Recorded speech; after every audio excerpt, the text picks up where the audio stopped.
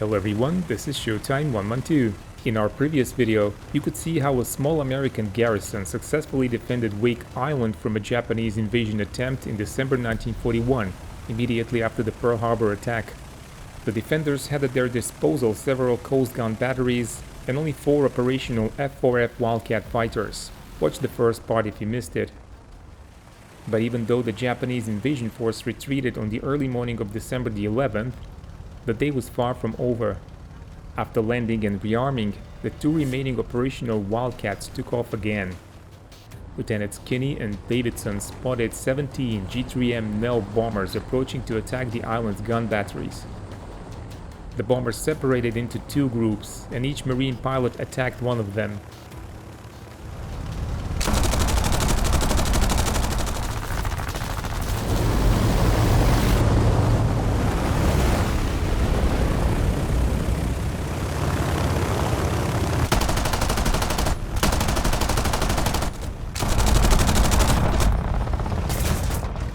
The Japanese raid caused minimal damage and no casualties, and 2 bombers were shot down and 11 others damaged.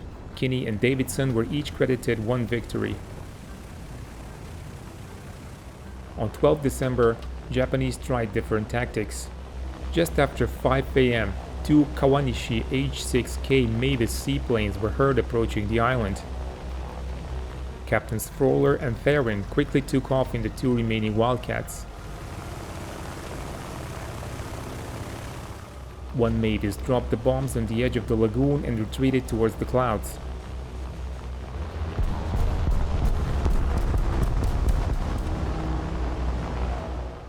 Although untrained in night combat, Captain Theron dived at the enemy plane and shot it down.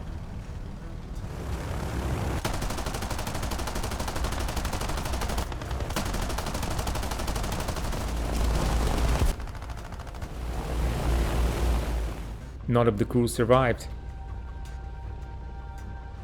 The other Mavis dropped its bombs near the airstrip and successfully escaped.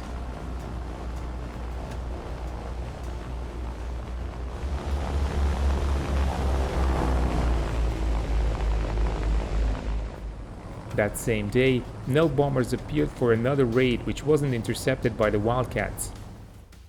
However, at 4 p.m., 2nd Lieutenant Cleaver spotted a surface submarine about 25 miles southwest of Wake.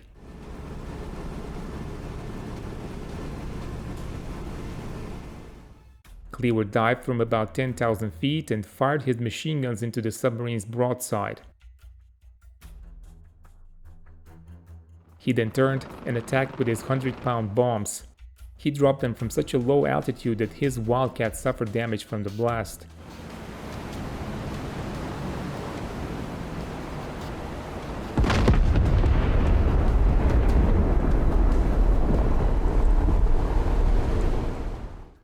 Cleaver then made another strafing pass and returned to Wake, seeing the submarine submerge. Major Putnam, the VMF-211 CO, later flew out to verify the sinking and was able to spot an oil slick.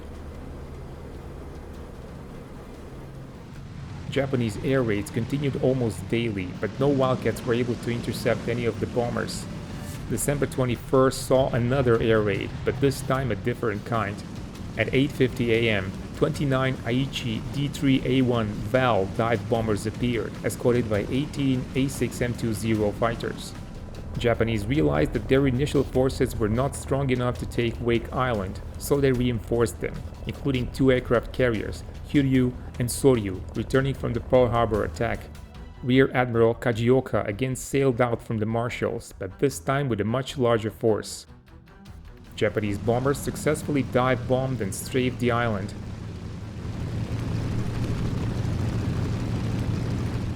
The anti-aircraft guns were ineffective and no hits were achieved.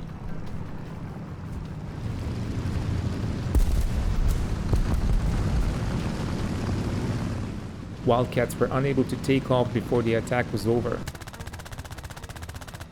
Several hours later, Nell bombers arrived to add to the destruction, especially of anti-aircraft batteries.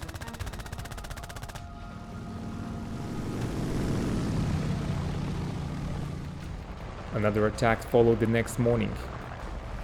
This time, 2 Wildcats flown by Lieutenant Davidson and Captain Frohler were in the air.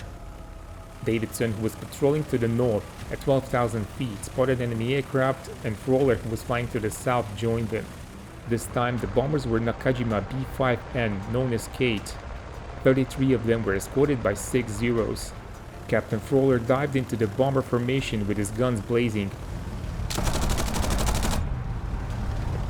He saw one of the Kates smoking and losing altitude, and the formation scattered.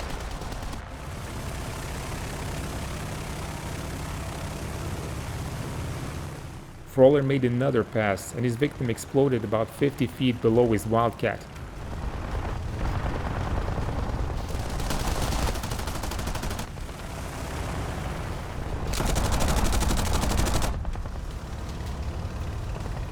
The explosion damaged the control system and the aircraft started to react sluggishly.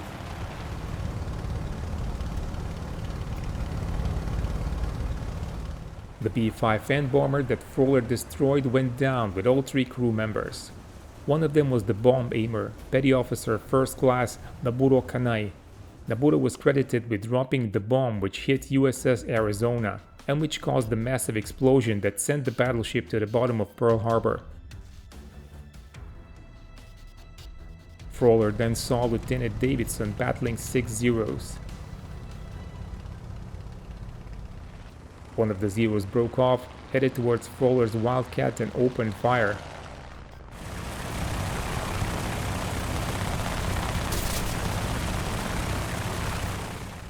Frohler was wounded in the back and shoulder and had no other option but to put his plane into a steep dive.